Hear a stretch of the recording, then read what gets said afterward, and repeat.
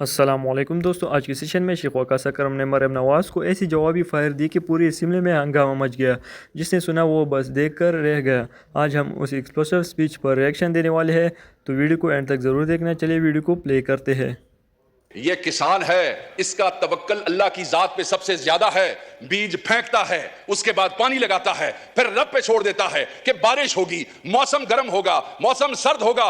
जैसे बारिश बेमौसमी हो जाए तो उसके दिल पे छुरियां चलने लग जाती हैं कि खुदा ना खास्ता अब अगर ये गंदम का दाना यहां पे गिर गया तो मेरे बच्चों का क्या होगा।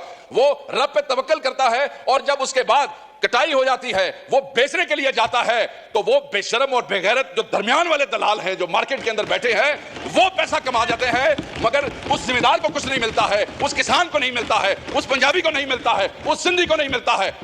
मैंने सिर्फ आपसे ये रिक्वेस्ट करनी है कि खुदारा उनकी जिंदगी आसान करें, इन डकैतों को बेनकाब करें। हमारा पंजाब का किसान, सिंध का किसान बड़ी मुश्किल में है, बड़ी अजियत में है, बड़ा परेशान है। और सबसे बड़ा जुल्म यह है कि उसकी इस परेशानी, उसकी इस अजियतनाक जिंदगी और उसके इस लम्हे के जिम्मेदार वो लोग हैं जो अपने आप को अवाम के लीडर कहते हैं। उनके फैसलों की वजह से आज किसान इस अजियत का शिकार है। उनकी नालायकी की वजह से आज किसान इस अजियत का शिकार है। इससे बड़ी नालायकी क्या है कि पंजाब हुकूमत जो है वो 3200 रुपए पे इंपोर्ट हुई हुई गंदम जो है वो 4700 रुपए में खरीदती है। उसके बाद हुकूमतें जो है वो 3900 रुपए की सपोर्टिंग प्राइस जो है वो फिक्स करती है, और फिर इस काबिल भी नहीं है कि उसको इंश्योर कर सके, क्योंकि ओपन मार्केट में उसको फिर 2800 से लेकर 3000 रुपए तक की कीमत दी जाती है। आप मुझे सिर्फ यह बताएं कि वो किसान जिसको पानी महंगा मिल रहा है क्योंकि उसके ट्यूबवेल के ऊपर जो बिजली का बिल है वो बढ़ता जा रहा है, बिजली का बिल बढ़ता जा रहा है, वो अफोर्ड नहीं कर सकता है, उसे बीज जो है वो उधार उठाना पड़ता है, उसके पास पैसे नहीं है, उसके पास डीएपी खरीदने के पैसे नहीं है, 14,500 से 15,000 रुपए तक वो भी ब्लैक में लेनी पड़ती है, उसके पास यूरिया के पैसे नहीं है, यूरिया भी 10,000 रुपए में मिल रहा है। बिजली महंगी, फ्यूल महंगा, यूरिया महंगा, डीएपी महंगा, और उसके बाद हम ये समझते हैं कि क्योंकि हम सपोर्टिंग प्राइस 3900 रुपए रख देंगे और किसान जो है वो खुशहाल हो जाएगा और पैसे कमाएगा।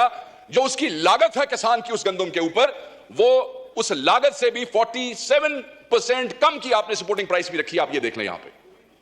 और जो आगे तकसीम पंजाब के अंदर हो रही है वो एकड़ पे 6 बोरियां हैं और 6 एकड़ से ऊपर की इजाजत नहीं है। 36 बोरियां, यानी कि 6 एकड़ से आगे, 36 बोरियों से आगे हिसाब किताब नहीं है, और उसका भी कोई खाता कोई नहीं चल रहा है। मुझे तकलीफ इस बात की है कि इस ऐवान में बैठे हुए ज्यादातर लोग जिम्मेदार हैं, ज्यादातर लोग काश्तकार हैं, कोई छोटा है, कोई बड़ा जिम्मेदार है, और अगर खुद जिम्मेदार नहीं है तो जिम्मेदारों के वोटों से इलेक्ट होकर यहां पे आए बैठे हैं। मगर आपने जैसे कहा कि एक पार्टी की तरफ से आपने उनको जोश दिलाया कि भाई बोलो, तुसी भी बोलो, ਤੁਹਾਡਾ भी सूबा है, ਤੁਹਾਡੀ हुकूमत है, तुसा भी गल करो। आपको बताना पड़ा है, दिल नहीं करता है। ऑब्वियसली जब अवाम के और किसान की गर्दन के ऊपर छुरी फेरोगे तो कैसे डिफेंड करोगे अपनी हुकूमत को? जब किसान को हलाल करोगे तो किस मुंह से डिफेंड करोगे अपनी हुकूमत को? इसलिए तकलीफ होती है। और 70 लाख टन सेलेबल गंदम पड़ी है पंजाब में, अभी मियां साहब ने कंफर्म किया, और उसमें से कहते हैं कि पास्को और जो सूबाई हुकूमत है वो कहती है सिर्फ 20 लाख खरीदनी है। मैंने ये दसो सर, तो बाकी 50 लाख आग ला चढ़िए, बाकी 50 को क्या करें?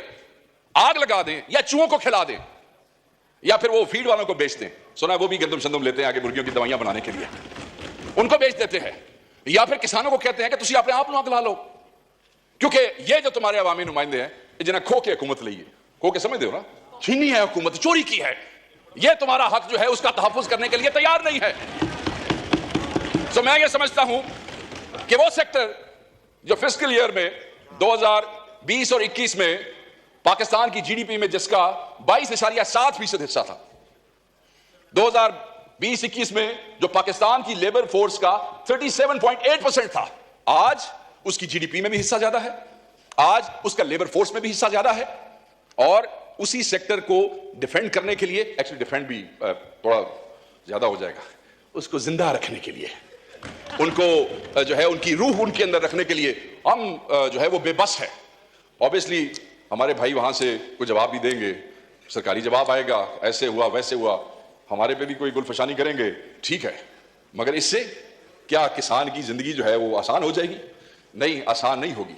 फिर जुल्म आप देखें सर, भाई बम्पर क्रॉप है, ऑलरेडी आपके कॉफर्स जो है वो भरे पड़े हैं गंदम से, ठीक है जी, और आप इंपोर्ट कर रहे हैं। हम तो सिर्फ अपने भाइयों से ये पूछना चाहेंगे कि उस हकीम लुकमान का नाम बता दीजिए या उस आइंस्टाइन का नाम बता दीजिए जिसने कहा कि बंपर क्रॉप भी पीजिए बट किसी अपना भी सोच लीजिए, कुछ मंगवा लें वहां से। और वो मंगवा लिया, मंगवाने के बाद वही मैंने बात की कि 3200 और फिर हुकूमत ने वही 3200।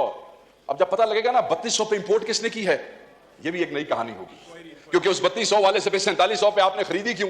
सो मैं ये बार बार नुक्ता इसलिए कह रहा हूं कि जनाब ये अवाम को, किसान को, ये वो किसान है जिसको पंजाब की कई शुगर मिलों ने अभी पिछले साल की गन्ने की पेमेंट नहीं की है।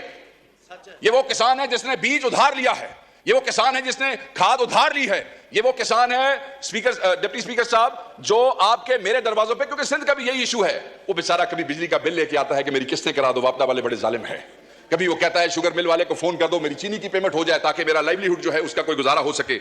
मैं सिर्फ ये कहना चाहता हूं कि ये जुल्म न करें, इस जुल्म से आप करते हुए डरें, क्योंकि जिस दिन ये बार आ गए, सानू तो तुसी बार बार कहते ना कब आ रहे हो बाहर, कब आ रहे हो, जिस दिन ये बार आ गया, जो जल्दी मुझे लगता है कि आ जाएंगे, उस दिन आपका क्या बनेगा? किस मुंह से अपनी हुकूमतों को डिफेंड करेंगे? किस मुंह से अपने हलकों में जाएंगे? किस मुंह से अपने हलकों में फातिहा और जनाजे अटेंड करेंगे? ये किसान है, इसका तवक्कल अल्लाह की जात पे सबसे ज्यादा है। बीज फेंकता है, उसके बाद पानी लगाता है, फिर रब पे छोड़ देता है कि बारिश होगी, मौसम गर्म होगा, मौसम सर्द होगा। जैसे बारिश बेमौसमी हो जाए तो उसके दिल पे छुरियां चलने लग जाती हैं कि खुदा ना खास्ता अब अगर ये गंदम का दाना यहां पे गिर गया तो मेरे बच्चों का क्या होगा।